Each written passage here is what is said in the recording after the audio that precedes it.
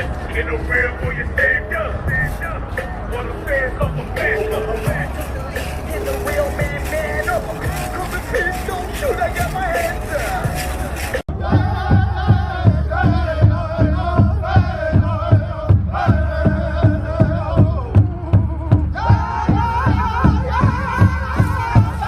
Army Corps of Engineers came and they tried to swindle our XulXiYut plums like they did with all the tribes across the land. Always a deal, always, like Uncle used to say, fighting to get their way. We come here today, Creator, to ask for help so that we can continue to remember the struggles that our elders went through, our ancestors went through, so that we could be here today exercising our rights, like the Treaty of 1855, Walla Walla, or the Rogue River Treaties, 1855, 56, and 57. Uncle and them showed up on a boat here today on the Willamette. They set their nets in that water over there, right there. So many people pass that water every single day on all these bridges, and they never once take a look and remember the life that is in there right now. The life that that water sustains for all of us. They forget, but we don't. There's a picture of an elder from Celilo village with his face in his hand, crying when they used dynamite to blow up that place where hundreds, if not thousands, of his family and generation after generation harvested our one-legged relatives. But now, after 30 years, for the first time in over 30 years, the salmon are spawning in the upper Columbia, in Chihuahua, the big river. That's why we're here today, in honor and celebration. We come here so that the people will be remembered, so that the treaties will be honored, so that the United States Army Corps of Engineers will figure out a better way, a better relationship with our people. This big drum has a responsibility that we must carry. This Elements of Life has a responsibility we must carry. Our children, we have a responsibility in carrying them until they can stand on their own. Mother Earth is tired of what's going on.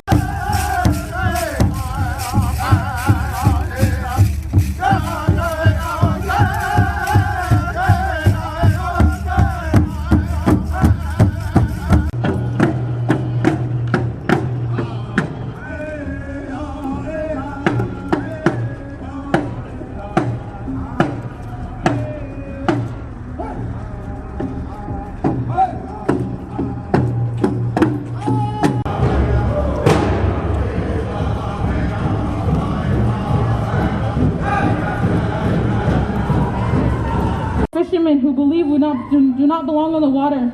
It is an all-year-round issue, not to mention water cops who patrol the rivers and harass our native fishermen. Our way of life is being attacked on both land and water. We have our own black snake that runs through our territory by rail and barges, transporting oil and coal. These trains carry toxins into our rivers and train derailment, causing oil spills. These are the white man's creations and has contaminated everything we hold dear as people. Our falls was drowned, our fish contaminated, our people without, and families torn apart, but we remain resilient, strong, and powerful. We continue with our traditions and our traditional foods. You cannot take away our pride and spirit and voices. Our fight is one that is still being fought. In remembrance of my ancestors, my grandma, and my great uncles, I urge you to educate yourself further and to tell other people. Today we remember, but we never forget. I would like to thank the organizers for creating this march and allowing my family and I to be included in it. I would also like to say, as a mother of Afro-Indigenous children and a wife of an amazing black man, that Black Lives Matter and water is life. Continue to show out and support. Without Black liberation, we are all in the back. They are coming for all of us. Letha has her march for her son Patrick Kimmons at City Hall at 11 a.m. tomorrow. Stop the Pipeline in solidarity with the Anishinaabe is at 1 p.m. at Chapman Square. Breonna Taylor's Lantern Vigil is on Saturday at 8:30. And Solidarity March for her is on Sunday at the Injustice Center at 1 p.m. So come out and show out and keep supporting. We're all here for one another, so let's continue to do this and fight for each other. That's all we can do right now.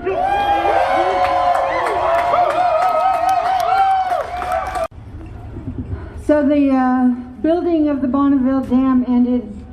The Bonneville Dam was built in 1933, at which time the negotiations for the flooding of Celilo Falls began. Between 1933 and 1948, Chief Tommy Thompson and his delegates, including my great-granduncle Abe Sholway, served as his interpreter. By that time, they had already been displaced from their original home sites, right at the falls. So Celilo YM has gone through 6 relocation plans in total.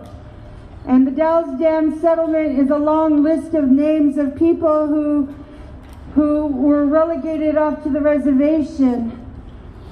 During the 1933 and 1948 negotiations, there were several case laws that set precedents. And one of them is 25 CFR 246 through 249, which Chief Tommy Thompson and his delegates negotiated. You see, our chiefs maintained a government-to-government relationship throughout all of the time from the 1855 treaty, which Chief Stocketli signed that treaty. In those treaty notes, it says the fish chief had to return home because the fish are here. But in his absence, I forget the Indian agent's name off the top of my head, but he said, in fact, in absence of the fish chief, in absence of the Celilo YM, that their fishing rights would always be guaranteed. This was not the case, and neither is it the case today. My sister sits in jail because she can't stop. She can't stop a way of life that's been ours since time immemorial. Time immemorial cannot be quantified by 10,000 years. When you Google Celilo Falls, it says redundantly, we've been here 10,000 years. But time immemorial cannot be quantified by 10,000 years. The time spent fighting for our rights as Indian people to remain upon our ancestral land and exercise our inherent sovereignty as the say of the land is what Chief Tommy Thompson LeWet did. In his final years, Chief Tommy Thompson was taken from the village and put into an old folks' home and put on display. From that time, our Indian people and our ways have been commercialized and have been put on display. Our sacred ways of dancing and singing all into the next week, we have forgotten ourselves. It is time to take our sacredness back. From upriver and up here in Portland. Before I start talking, I also want to recognize that Black lives still matter, that our Afro-Indigenous cousins out here, no matter what they look like, they're as Indigenous as the rest of us, and that there's a lot of anti-Blackness that we still need to address in the Native community. I come from my reservation on the Yurok River, which is a mile on either side of the Klamath, for 30 miles west from the mouth. We are connected to the river, and we are fortunate enough to not have been removed from our original lands, even though we had them significantly shrunk. but we face a lot of issues, especially with the dams on the Klamath River. Currently, there are 6 dams on the Klamath, some hydroelectric, the largest being Iron Gate. And with these has come the destruction of our salmon, our traditional food sources. I was fortunate enough to grow up with the salmon. I grew up fishing every single summer with my dad and my grandfather on the river, just as my ancestors did. And it really, really hurts my heart to hear the people from up here who had that taken away from them. And I'm starting to have it taken away from me too. I used to be able to catch 130 salmon in one day on the river. And we used to be able to feed our elders with no problem. But now I haven't even caught a salmon in 3 years, which is insane to me. And to see that decline in not only my lifetime, but hearing the decline in my grandfather's lifetime, when there were so many salmon you could walk on their backs across the river. We haven't even been participating in our first salmon ceremony on the river, because ironically enough, it requires damming the river, which we're not allowed to do, but the government apparently is. I stand here in front of the Army Corps, and although they did not build the dams that are on my river, I'm a student at Stanford University doing environmental engineering with a water resources degree. After I've graduated from Portland State this last summer with a degree in civil engineering and a minor in political science. And I am in these educational backgrounds to learn more about the rivers, to have that white knowledge from these institutions that are the only ways a lot of these corporations and white people and governments will listen to me and to speak their language. And through that, I have also learned how horrible mistakes these organizations and governments make. I remember being at Standing Rock and how the Army Corps approved moving the pipeline south towards the reservation instead of having it closer to Cannonball, because it would harm their people, the white population up there, without taking into consideration the indigenous people in the south. The Army Corps does not work in the people's best interests, and especially for natives. It's been shown time and time again that they have led to profound environmental effects. Colonization repeats itself. One instance is when the Army Corps built army facilities in New York State. They contaminated the surrounding area with lead. This lead runoff eventually ran into the rivers in Lake Ontario, the source of drinking water for millions.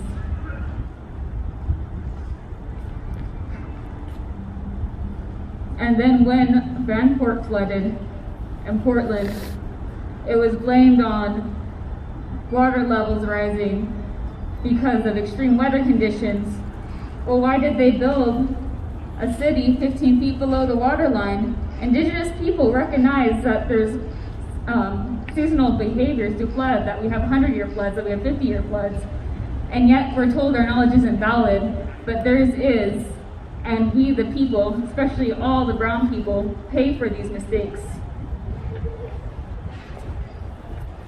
They argued the dams up here would improve navigation for barge traffic, for regions to the ocean, provide a reliable source of irrigation for agricultural production, and provide electricity for the defense industry. But that navigation was not for us. It stopped navigation in many areas. For me on my river, the Klamath is our highway. It's how we get from village to village. The word Yurok literally translates to the downriver people. It did not provide food for our people. Salmon is a huge thing in my area, not only because it provides cultural activity and food, but because when we have that salmon taken away, we're left with a food desert where we have to drive 30 minutes north or 2 hours south to the nearest grocery store. And there, we have to use food stamps where we can't even afford the best fresh foods, or we're given commodities, which are harmful to our bodies and lead to higher rates of diabetes, cardiovascular disease, and obesity. The dams might not be killing us directly in a way people always see, but they are killing us.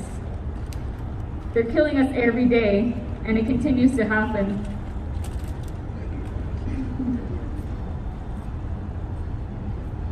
The dams also take away our right to our culture. We have ceremony on the river. We catch the salmon, which is a cultural activity. I know those salmon have been taken care of by generations before me that I don't even know about because of language that was taken away from certain members of my family, so we were not able to pass on our lineage more than my grandfather. But I know the salmon were taking care of those previous generations for me to enjoy, for my family to enjoy, and for my great-grandkids to enjoy. And yet, I've seen truckloads of salmon literally be taken out of the river, where because someone accidentally turned up the ice too high, the cooler too high on those salmon, and they got freezer burn, which doesn't make them inedible. They dump a whole truckload of salmon back into the river and dispose of it because they can't sell it that way. That hurts so much to me because for every salmon I catch, I pray for that salmon. I know where that salmon came from. That salmon comes from where I come from. That is my family. And to see them disrespected like that is a pain that cannot be taken away. Even up here, I can't buy salmon and not know where it comes from, and then I live in an apartment where I can't even compost. I don't feel right throwing those salmon bones and the salmon skin in the garbage where they're not going to decompose back into the land. The cycle's all broken. There's no way to repair this in the city for someone like me. And I do not want apologies. What's done is done. And often when governments do apologize, it's in words. If they come to me with apologies, they should come to it in the way my tribe apologizes, which is with equal monetary funds, and at this point there is none. Or with action. And we need that action now.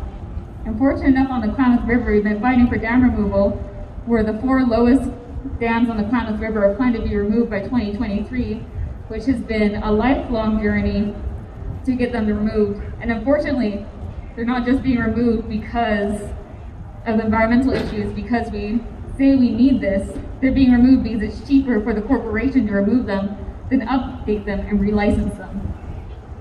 They do not care about us, and I know for a fact, if instead of a reservation, the last 30 miles of the Klamath was riverfront housing for upper class, upper middle, white people, that our water quality would have been fixed by now, that they would have paid attention, but they don't because we're indigenous, and to them our voices don't count.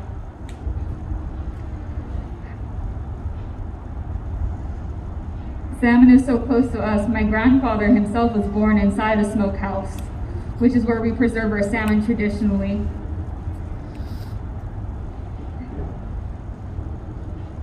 I just want to finish off with the song after this, but I want to say that we cannot have environmental justice without indigenous justice, reconciliation. This song I'm going to sing to wrap up my speech is from my grandfather and my cousin, and the words mean, up the river, down the river, we're all family. And so up the river, here in the Portland, Washington area, Oregon area, I want to say you're my family as much as where my reservation is back home in California, because we're all connected by the waterways, and we're all connected through our histories. So if you'd please not record audio or video during the song, I'd appreciate it.